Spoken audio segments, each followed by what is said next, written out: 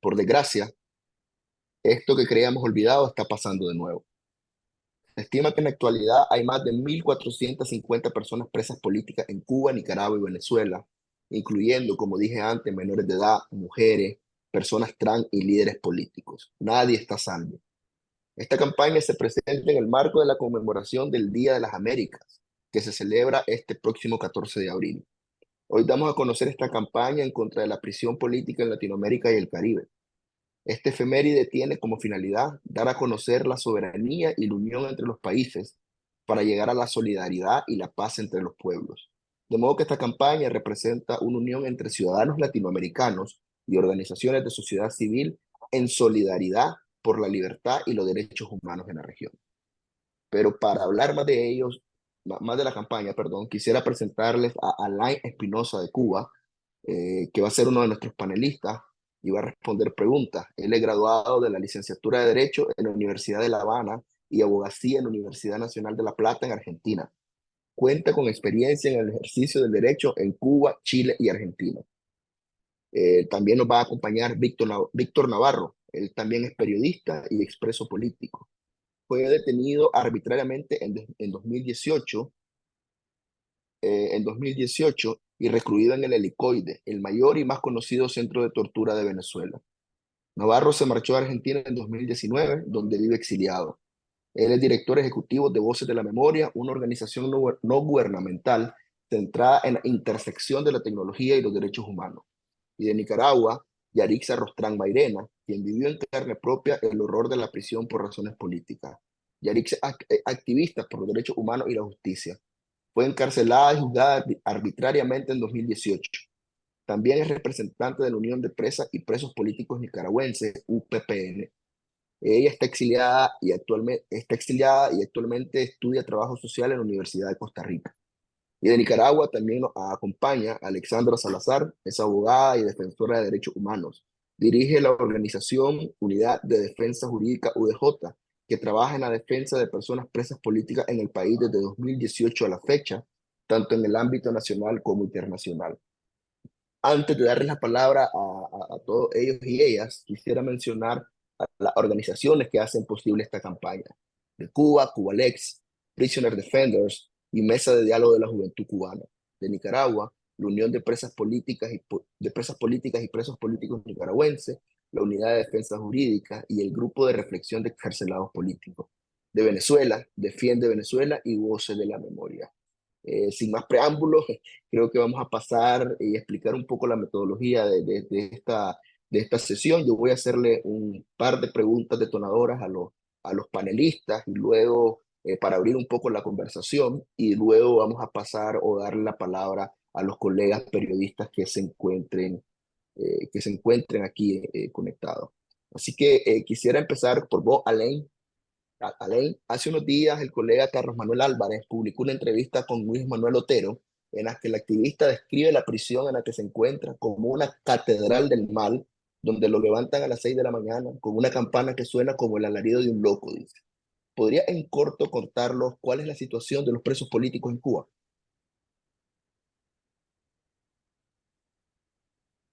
Hola, ¿me escuchan bien? Sí.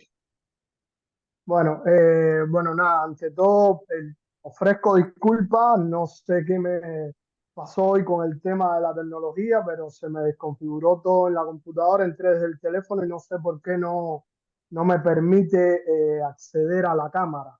Pero bueno, nada, entrando en materia y a punto de partida de esta pregunta que hiciste, que me parece que es una pregunta muy acertada, las prisiones en Cuba son precisamente lo que describió Luis Manuel Otero Alcántara, son catedrales del mal y yo creo que lo primero que hay que plantear es que esto parte siempre de la voluntad política del gobierno que hay en Cuba desde 1959. No es un hecho aislado, no es un hecho nuevo. Nosotros tuvimos la desgracia de ver desde los principios de 1959, cuando ellos llegaron al poder, cómo instauraron este tipo de procederes en la conocida prisión de Isla de Pino, en el presidio modelo en Cuba, donde incluso hemos logrado con el tiempo, a partir de la descripción que hacen varias de las personas que estuvieron allí privadas,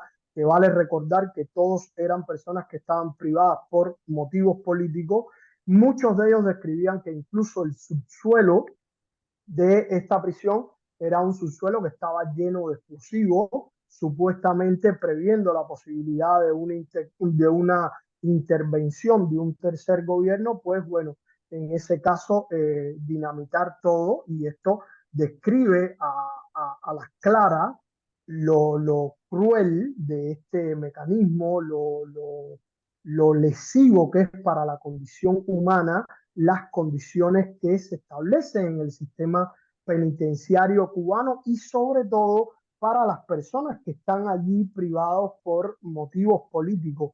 Y digo esto porque a todo este grupo de cuestiones que describía Luis Manuel Otero Alcántara, de este tipo de mecanismos para despertarlo, de este tipo de horarios del día, si se quiere, extremadamente recio, donde se tiene que despertar muy temprano en la mañana, donde muchas veces están en condiciones de hacinamiento porque no tienen la capacidad o la infraestructura para albergar a todas las personas que están detenidas allí. En muchos casos tienen que dormir en el piso, hay incluso hasta estas camas marineras, o que nosotros le llamamos literas, de a tres personas, donde el último básicamente lo que tiene es un espacio de pocos centímetros entre su anatomía y el techo, con lo cual al momento de estar durmiendo,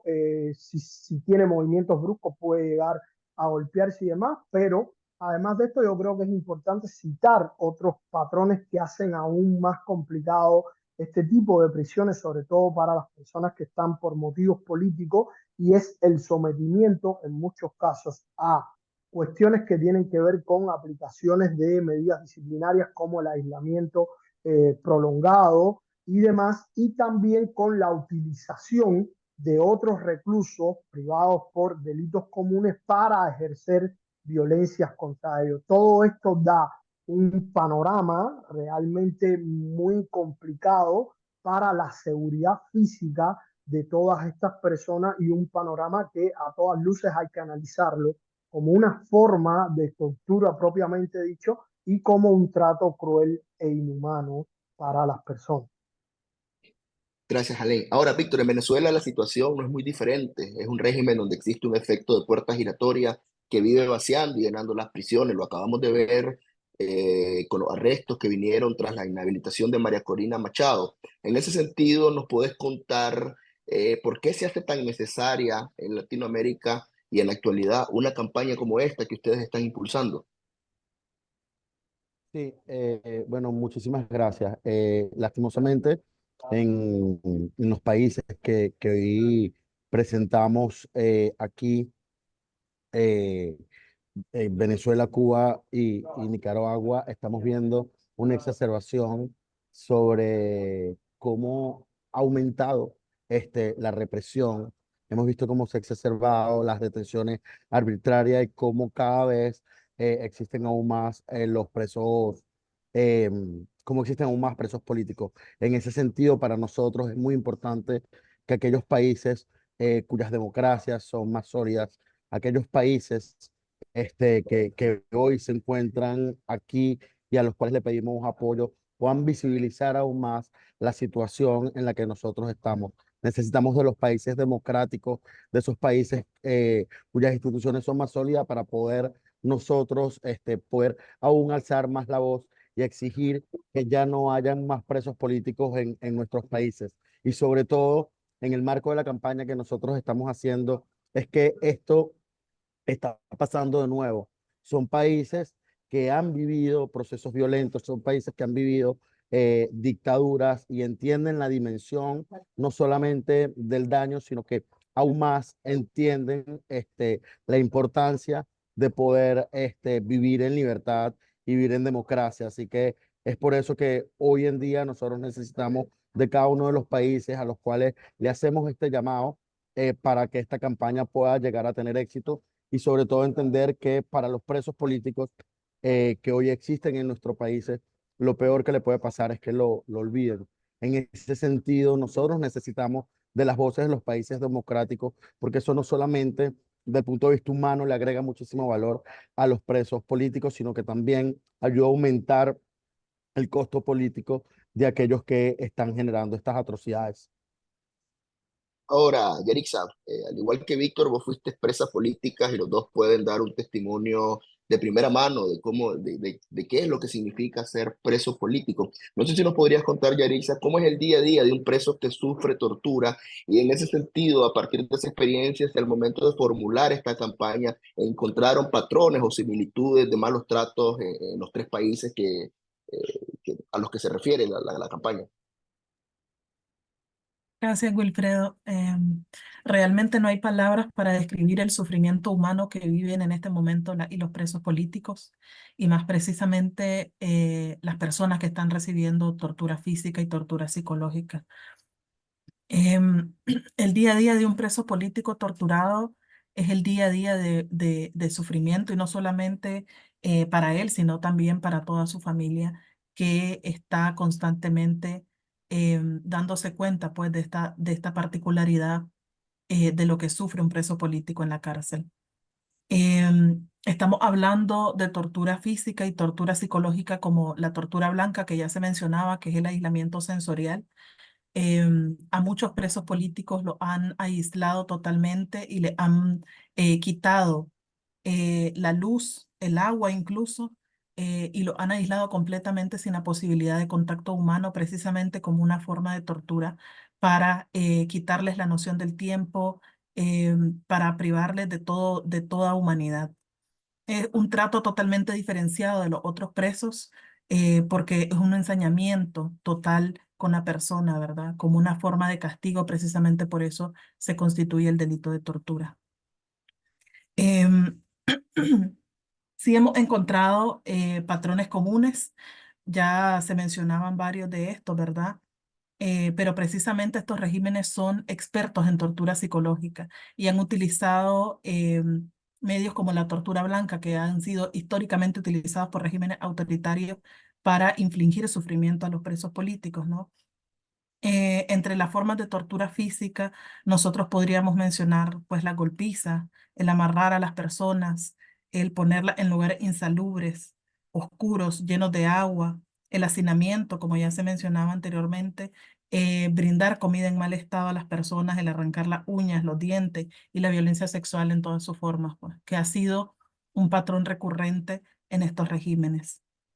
Y también hablando de otras formas de persecución y criminalización que tienen que ver con la prisión política, podríamos denotar el hecho de que estos regímenes están de alguna forma repitiendo patrones en relación a la persecución a líderes políticos, candidatos y sus seguidores, como ha pasado en Nicaragua y Venezuela, y en algunos otros países como Bolivia, en donde se persigue y se criminaliza por el hecho de ser o de participar en política directamente, no solamente a la sociedad civil, sino en política.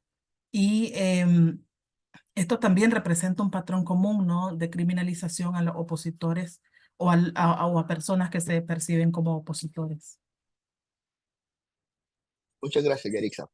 Ahora paso con Alexandra y te pregunto, ¿qué acciones específicas están tomando ustedes como organización en Nicaragua para observar esta grave problemática de la prisión política y abriendo un poco el foco, cómo esperan que la comunidad internacional responda y apoye esta campaña que lanza este pedido urgente por la libertad de las personas presas políticas? Bueno, tal vez en relación a lo que se sigue haciendo en Nicaragua, por lo menos es importante seguir documentando, poder, cada vez se hace más difícil la acción o asumir una defensa técnica en el ámbito nacional. Sin embargo, pues todavía las mismas personas presas políticas reportan a través de sus familiares de manera general o a través de unas terceras personas que siempre, pues todas las violaciones y las arbitrariedades que siguen sufriendo dentro de las cárceles. Em, los espacios se cierran de denuncia, de acción y de gestión, Sin embargo, todavía nos queda todo el ámbito internacional, el sistema interamericano que sigue teniendo competencia, el sistema universal y además otras acciones en el ámbito de jurisdicción universal que deberían de impulsarse. Pues creo que lo importante en este sentido es pues que la comunidad internacional siga manteniendo en agenda la situación de estos países que vivimos en dictadura y sobre todo pues que puedan activar sus jurisdicciones para poder darle apertura pues a procesos de justicia en pro de las víctimas. Genial, muchas gracias. Bueno, como no tenemos mucho tiempo, vamos a abrir el panel a las preguntas de los periodistas que nos acompañan desde diferentes puntos de Latinoamérica. Antes quisiera también presentar a Javier Larrondo, que nos acompaña hoy. Él es fundador y presidente de Prisoner Defenders y él es también quien va a contestar algunas de las preguntas que mis colegas periodistas tengan a bien hacer. Entonces, no sé si me apoya la coordinadora, si hay alguna pregunta que quieran hacer los periodistas que están conectados.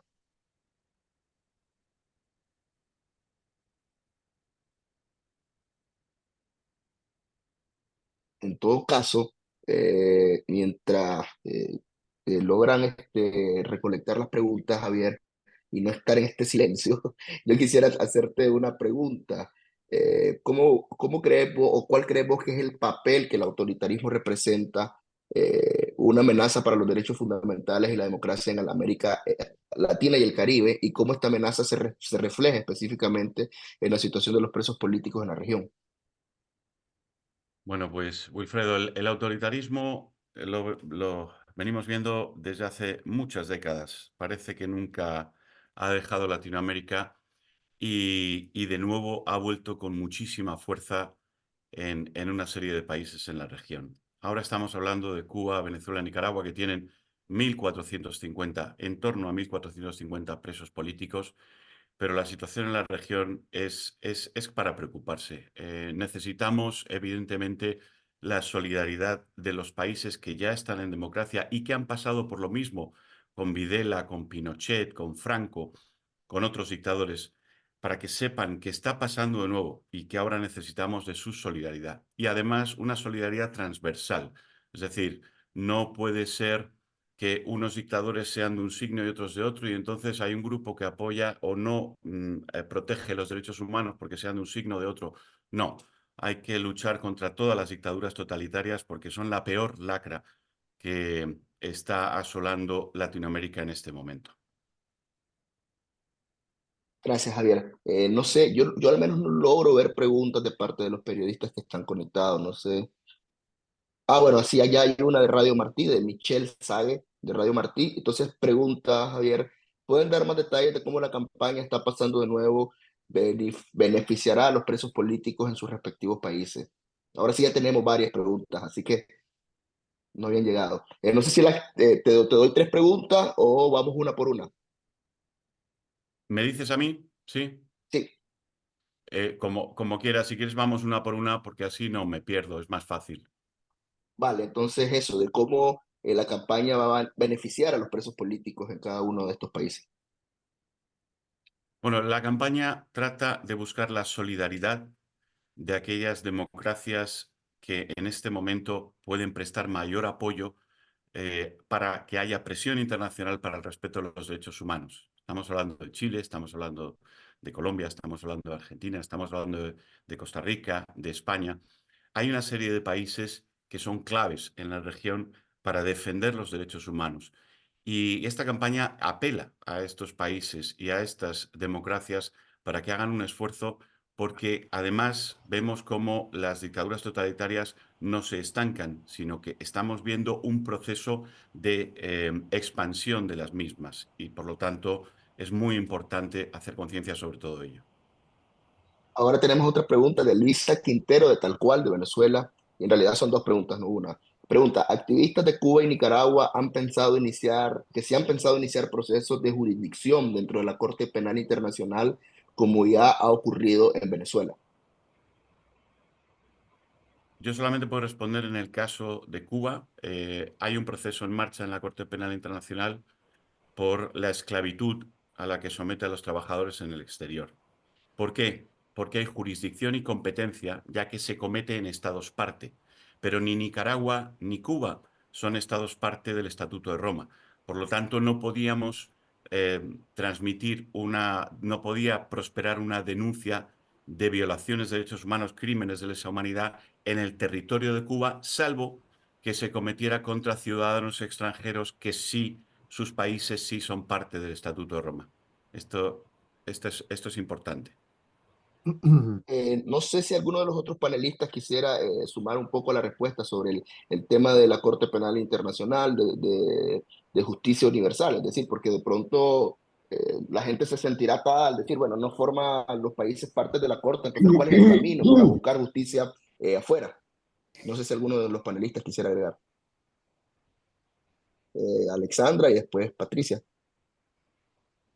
Sí, sumado a lo que dice Javier, definitivamente Nicaragua no puede llegar pues a esta instancia de la Corte Penal Internacional a menos que un país del Consejo pueda llevarla y sin embargo pues sabemos que no hay voluntades políticas de los países partes del Consejo como tal. Entonces no vamos a lograr llegar a la Corte Penal sin esos esfuerzos políticos. El tema es que sí nos queda, como bien dice en la jurisdicción universal, saber pues que en Argentina hay un proceso abierto en contra pues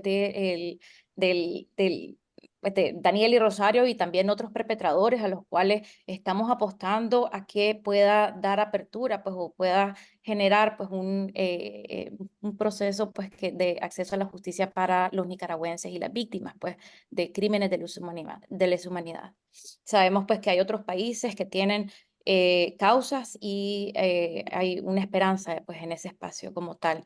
Y lo otro, sumándole un poco a la respuesta anterior, además de la visibilización, yo creo que hay que tener en cuenta de que tanto Nicaragua como Cuba como Venezuela se han venido cerrando los espacios de denuncia y que por lo tanto en la comunidad internacional apostamos mucho a la visibilización de lo que está sucediendo en estos países. Pues hay una baja sobre esta denuncia y esto hace aparentar o darle puerta a los regímenes a que hay una aparente normalidad, pero lo que está sucediendo es que no se está visibilizando. Gracias. Gracias. Patricia, brevemente. Sí, buenos días para todos. Muchas gracias por la invitación. Yo les manifestaba que como diputada nacional y miembro de la Comisión de Derechos Humanos del Congreso de Diputados de la Nación, les ofrezco mi colaboración para servir de nexo para todas las denuncias que quieran hacer, por tanto que la Comisión de Derechos Humanos, por decisión de quien la preside, Sabrina Ahmeyet, se va a constituir en la receptora directa de todas las denuncias que involucren violaciones a los derechos humanos. En particular nos vamos a abocar a lo que ha sido lamentablemente las violaciones a los derechos humanos en pandemia en nuestro país, pero sin perjuicio de ello, por supuesto que les ofrezco, sin ninguna duda, ser el nexo para poder colaborar con ustedes, visibilizar y ver las acciones a seguir en adelante.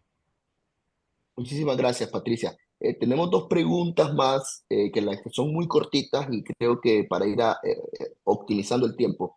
La otra es siempre de Elisa Quintero de Tal Cual. Dice que si tienen números de presos políticos en Cuba, Nicaragua y Venezuela. Me supongo a la cantidad de presos que hay en cada uno de esos países. Y Juan Palop de F pregunta que si hay alguna acción concreta prevista para con esta campaña. Eh, en el caso de Venezuela, hay, según Foro Penal, 269 presos políticos hoy en día. Sin embargo, creo que es importante destacar que los números de presos políticos siempre pueden cambiar por dos razones. Uno, porque justamente secuestran a las personas, hay desaparición forzada y hay un proceso para la comprobación de ello, ¿no? Y luego que en nuestros países, particularmente en Venezuela, está esta política que bien mencionaba anteriormente, que es la de la puerta giratoria. O sea, siempre meten y sacan presos políticos, así que hay que verlo en la dimensión en su totalidad. Ya les haré a mis compañeros que hablen de las cifras de sus, de sus países. Y en cuanto a acciones concretas que estamos haciendo con la campaña, una de las acciones más importantes y uno de los grupos más importantes a los cuales nosotros queremos llegarles es a las juventudes.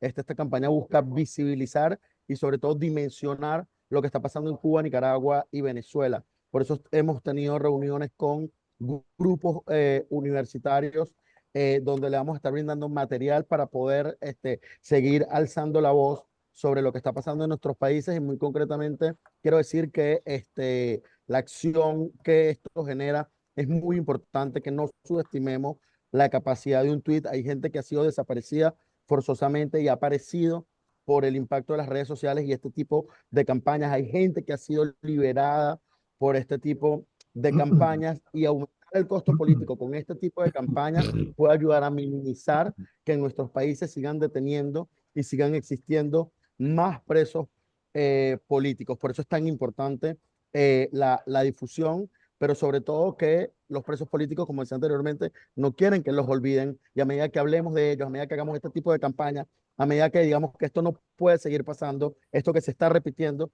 en los países democráticos, este tipo de campañas cobran muchísimo más valor. Simplemente eso.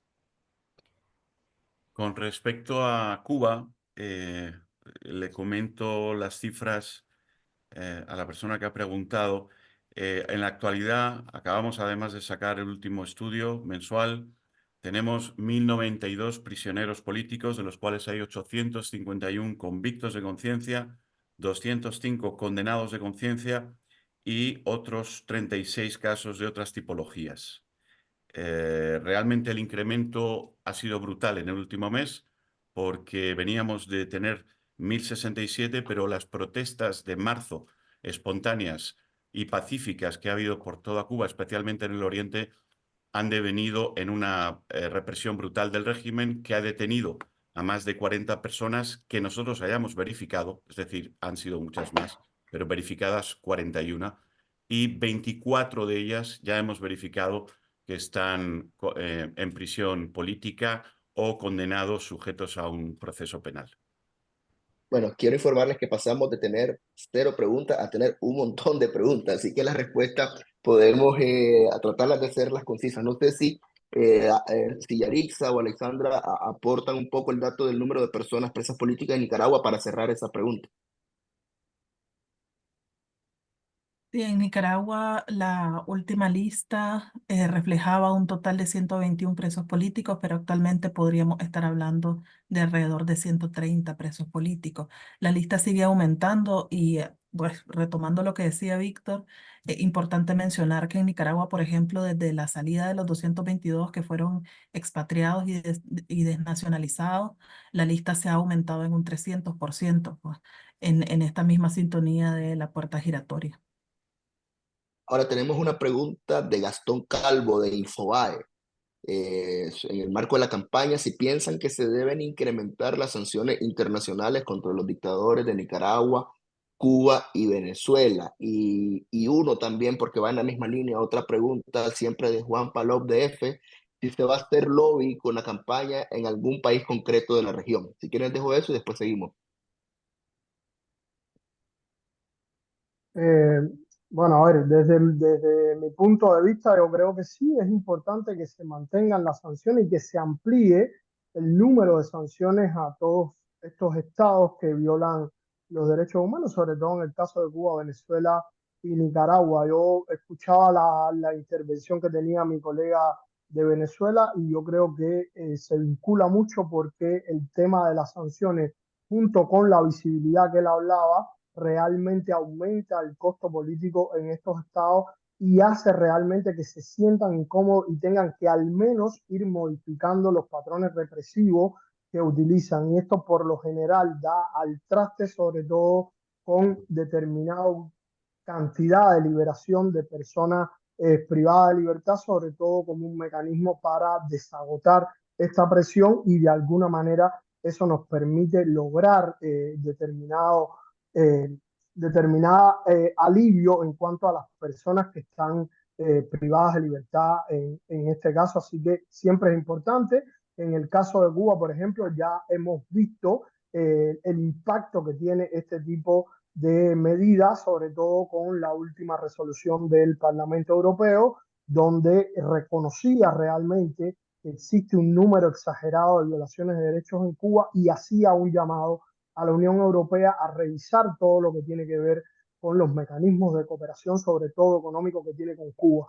En el caso de Cuba, si logramos realmente que las sanciones vayan y no se queden solamente en cuanto a pronunciamientos, sino que también sean sanciones efectivas en cuanto a la parte económica, en cuanto a la financiación que se le ofrece, va a ser extremadamente efectivo para nosotros.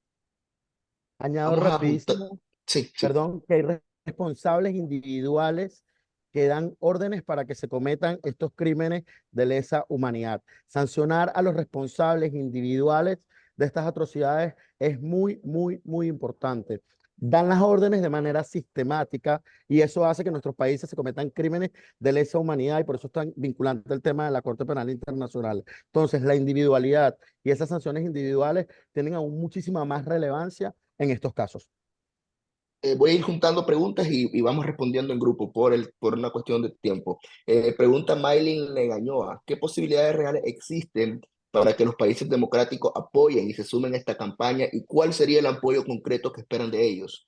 Y la otra pregunta es de Iranía Costa de Radio Fe y Alegría, dice, que va encaminada en la misma línea. ¿Qué tipo de presiones internacionales esperarían lograr? ¿Cuál es la expectativa real de incidencia? Toda vez que las restricciones políticas o económicas que ya se han implementado en Cuba y Venezuela no parecen haber marcado una diferencia. Si quieren, respondamos eso y después las últimas dos preguntas.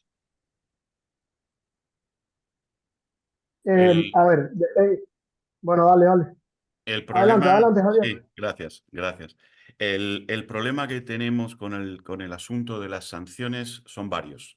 Víctor ha apuntado un eje y se han dicho varias cosas aquí. También la multilateralidad, es decir, las sanciones no solamente tienen que ir en la línea de los represores, que solamente afectan a los represores, eso es muy importante, pero también que sean multinacionales. Es decir, cuando son unilaterales las sanciones, como pasa en Cuba, el efecto es muy negativo en varios aspectos, ¿no? Primero, que no son sanciones reales, es decir, no tienen un efecto real, porque la dictadura totalitaria encuentra la vía para romperlas. Pero segundo, que tampoco tienen el consenso internacional. Entonces necesitamos que haya una mayor solidaridad para que se encuentren medidas multinacionales que presionen a los represores y también a esos gobiernos para que el costo político, como decía Víctor, sea muy superior al actual, ¿no? Creo que se quedó sin contestar la pregunta si van a hacer lobby en algún país concreto de la región. Bueno, en este caso no tengo entendido esto, me parece que son cuestiones de logística, pero sí me gustaría aportar en ese sentido que, sobre todo en cuanto a qué esperamos de la campaña puntualmente y del resto de los estados, pues lógicamente del resto de los estados esperamos siempre la solidaridad. Yo que vivo acá en Argentina ya he visto, por ejemplo, determinados pronunciamientos, no solamente del presidente Javier Milei, sino también de varios diputados en este caso, y creo que esto es muy importante. También hemos visto de alguna manera algunos pronunciamientos, si bien aislados, pero también muy efectivos, sobre todo del presidente Luis Lacalle Pou de Uruguay, y en ese sentido me parece que es extremadamente importante contar con el apoyo de los estados, pero también con el apoyo de la sociedad civil independiente. Yo creo que tratar de concientizar a las sociedades civiles independientes de la situación real de nuestros países, que conozcan de primera mano qué es lo que realmente está sucediendo en Cuba y puedan concientizarse, no solamente ellos, sino también difundir el mensaje para tratar de ser lo más efectivo, es una de las cuestiones que necesitamos. Y en ese sentido me parece que esta campaña se antoja como una herramienta muy necesaria para lograr este efecto en toda la región. Yarixa, ¿vos tenés la mano levantada o se te quedó arriba? Sí, pero creo que primero estaba Alexandra. Okay. Gracias. Yo solamente quería, sobre esa última pregunta que dijiste que se había quedado sin responder, en realidad, Maja, no es tanto una campaña para hacer lobby, es una campaña de incidencia y comunicación que pretende visibilizar la situación que está sucediendo en estos países como Cuba, Venezuela y Nicaragua.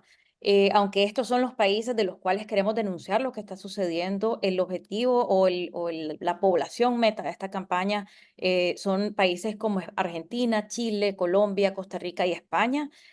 Hacia ahí es donde estamos dirigidos, pero obviamente la idea es que pueda expandirse pues lo más pronto, lo más amplio posible y que esto pueda conllevar a mantener sobre la agenda pública pues lo que nuestros países sufren. Sobre todo pues las Gracias. personas presas en cárcel y la desaparición forzada que no se está visibilizando también. Gracias. Vamos a responder las últimas dos preguntas por un tema de tiempo, porque estoy tratando de ceñirme al tiempo que me dieron, que ya lo pasamos, pero no importa, porque el tema merita quizás una semana para hablar de él y denunciar. Hay una pregunta de Roberto Chavarría de Cubanet. Dice, mi pregunta es, sabemos que el régimen cubano utiliza a los presos políticos como moneda de cambio para negociar con Estados Unidos o la Unión Europea. Dice, ¿cómo lograr la liberación de estos presos sin que sean usados como moneda de cambio en favor del régimen?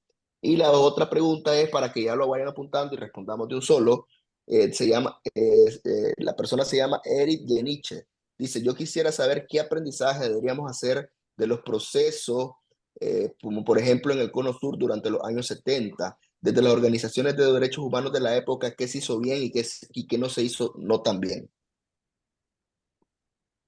Respondiendo a la primera pregunta, yo creo que es, es muy, muy importante que nosotros entendamos que estamos bajo regímenes que cometen detenciones arbitrarias y la posibilidad de que no hayan más detenciones es poco o nada lo que depende de nosotros cuando hay un sistema que funciona así. Entonces, lo que tenemos que hacer es elevar la voz para que aumente el costo político, por eso es tan clave lo que nosotros hacemos. A medida que nosotros elevemos más nuestra voz y estemos más juntos en esto, sobre todo los países que creen en la democracia, denuncien estas atrocidades, yo creo que eso eleva menos el riesgo de que sigan existiendo presos políticos dentro de nuestros países. Lo que nosotros podemos hacer es no callarnos. Estas detenciones y estos sistemas de tortura están diseñadas para generar miedo y para generar silencio. La contrapropuesta a eso es nosotros mantenernos firmes y alzar la voz. Nosotros no tenemos la llave de la celda. Y si hay algo interesante en estas negociaciones, es que a medida que nosotros exacerbemos, digamos por nombre y apellido, quiénes son los detenidos, elevemos sus perfiles, qué es lo que está pasando, existen más posibilidades de que se abran espacios de negociación para liberaciones. El tema de ficha de cambio es muy duro, es muy doloroso, pero lastimosamente, justamente necesitamos de los países democráticos para que haya democracia en nuestros países, y con democracia es que no vamos a tener presos políticos. Gracias, Víctor. Sí, ¿Alguien más que yo quisiera? coincido.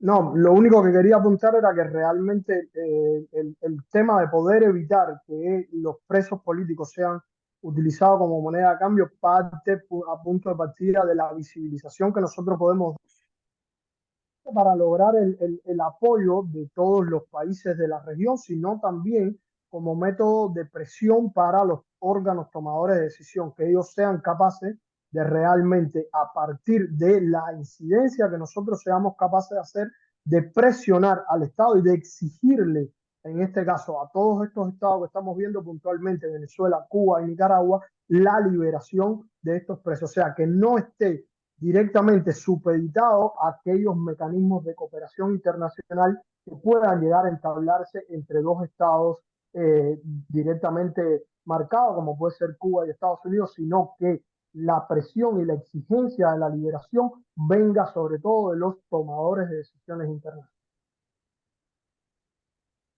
Vale, creo que se queda la pregunta de qué aprende, ya para de manera de cierre, qué aprendizajes deberían de tomar de los procesos que ocurrieron en el Cono Sur durante los años 70, sobre todo de las organizaciones de derechos de la época, que hicieron bien y que no hicieron no tan bien.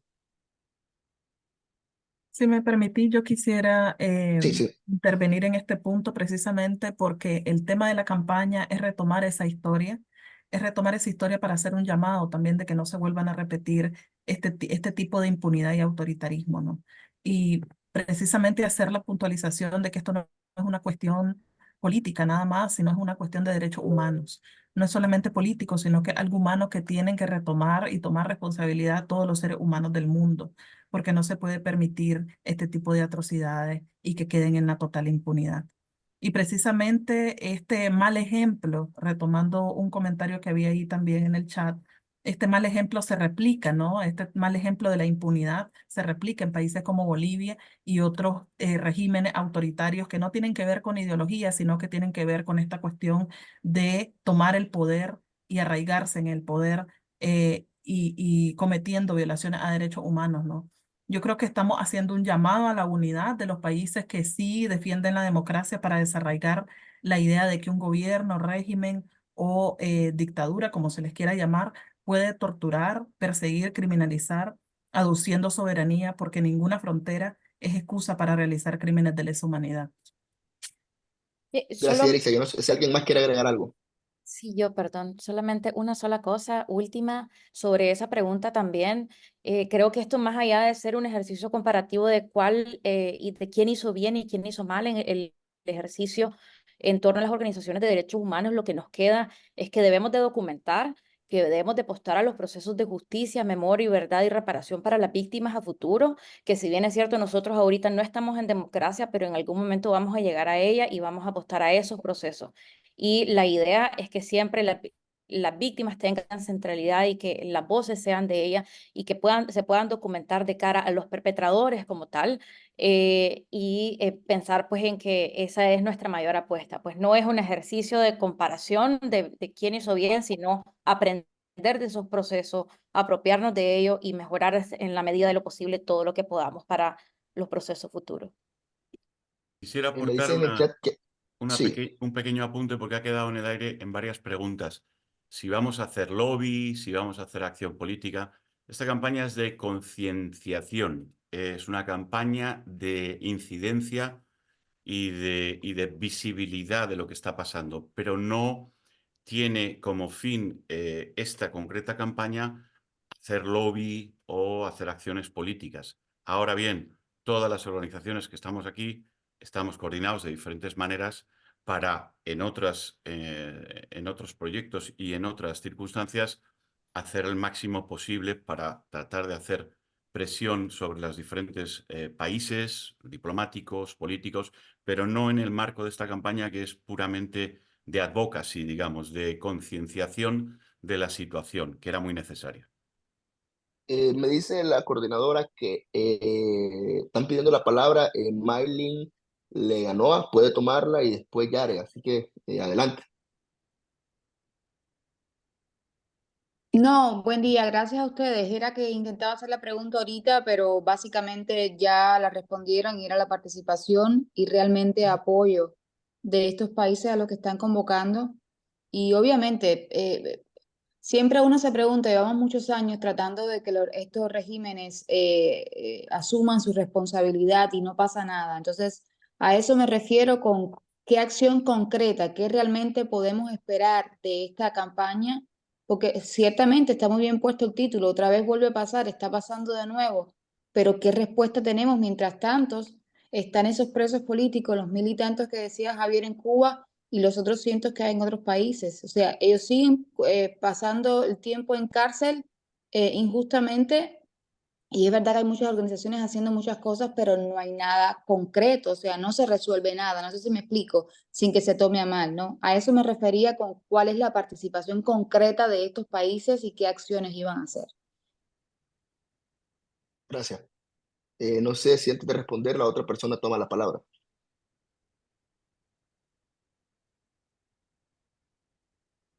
Bueno, Yare, creo que se llama la cuenta. No, si quieres responder, Javier, no hay problema. si no, comento. Vamos a ver, si no fuera tan necesario, primero, hacer conciencia de lo que está pasando en Cuba, Venezuela, Nicaragua y equipararlo a lo mismo que estaba pasando años 60 y 70 en Latinoamérica, si no fuera tan necesario para que todas las fuerzas democráticas apoyen la democracia en estos países y presionen a los regímenes para que liberen a los presos políticos, no a cambio de prebendas, sino a cambio de no aplicar sanciones y de no ponerles un costo político. Si no hacíamos esta campaña, o sea, si hacemos esta campaña es porque era necesario ese paso, ¿no? Y por lo tanto es muy importante, es esencial. Todavía hay determinadas fuerzas políticas, hay determinados espectros de población en países que no son del todo conscientes de la tragedia tan brutal que suponen las dictaduras totalitarias en Latinoamérica y en estos países, en estos 3 países con los que hemos empezado desde luego, ¿no? Y por lo tanto, aunque todas las organizaciones hacemos labor en muchos ámbitos, esta campaña que tiene una labor de concienciación es vital para que se den pasos en ese sentido. Creo que Víctor tiene la mano levantada, Víctor. Sí, súper concreto. O sea, yo creo que hay algo que es muy importante que han hecho los otros países y ha sido crear políticas para la no repetición. Y en nuestros países, en Cuba, Venezuela, Nicaragua, esto sigue pasando. Entonces, el poder dimensionar lo que ellos vivieron y repudiar lo que está pasando en nuestros países, ya se convierte en una acción concreta, ya se convierte en una acción importante que da paso a visibilizar. Creo que cosas que no hicieron o que no pasaron en estos países es que se contaba luego de que pasaba estas atrocidades. Entonces, que hoy se hable de lo que se vivió en sus países y que se haga referencia a lo que estamos viviendo nosotros como países de la misma región, creo que va a ser muy, muy, muy importante como una acción concreta. E insisto, no subestimemos una nota de prensa, no subestimemos un tuit. Esto inclusive le genera presiones a los gobiernos, que mediáticamente se esté hablando en los medios de comunicación de un país determinado sobre la situación de nuestros países. Eso hace que los gobiernos también tengan que levantar la voz, porque no es casualidad que se esté hablando de esto. Que grupos juveniles estén hablando sobre la situación de nuestros países, eso genera presión en los mismos gobiernos, porque esto hace que los gobiernos no vean hacia un lado y no se manifiesten sobre esto. E insisto, las sanciones a los responsables individuales por estas atrocidades ayuda muchísimo, pero para eso se tiene que elevar la voz, se tiene que decir lo que está pasando y se dice poco o nada lastimosamente que esto se está repitiendo en nuestra región. Muchas gracias, Víctor. Ya para cerrar, quisiera cerrar con un comercial, por llamarlo de alguna manera, si les pueden contar a la gente que está aquí presente dónde pueden encontrar la campaña, dónde la pueden consultar. Bueno, la campaña, perdón. La campaña tiene redes sociales, están presentes en Facebook, en X, en Instagram y tiene también su propia página web. Lo podrán encontrar como Está Pasando de Nuevo, así como en las redes de todas estas organizaciones que somos parte de la campaña. Vamos a estar compartiendo pues toda la información referente. Pues ahí también podrán visibilizar la situación de algunas de las personas que iremos sumando pues en la medida de que avance la campaña, iremos sumando algunos perfiles, pero actualmente pues ya hay algunos perfiles visibles, de tal manera que puedan servir de ejemplificadores de lo que está sucediendo, lo que están afrontando las personas presas en cárcel en estos 3 países. Muchas gracias a Y todas y todos por acompañarnos. Bueno, ¿hay alguien más que quiere decir algo? no, de alguna manera invitarlos no solamente a ver el contenido, ver de qué trata la campaña, sino también a tratar de aumentar el número de interacciones y si es posible también replicar todos los contenidos que se estén poniendo en todas estas redes sociales de manera que pueda ampliar el alcance de la campaña y hacerla mucho más efectiva. Buenísimo, gracias. Bueno, muchas gracias a todos y a todos por acompañarnos esta mañana y sacar tiempo para participar. Esperamos que esta campaña toque realmente la fibra de los ciudadanos de Latinoamérica porque lo peor que le puede pasar a los presos políticos después del brutal e inhumano encierro al que están sometidos es la indiferencia de nuestras sociedades. Muchas gracias por acompañarnos. Gracias.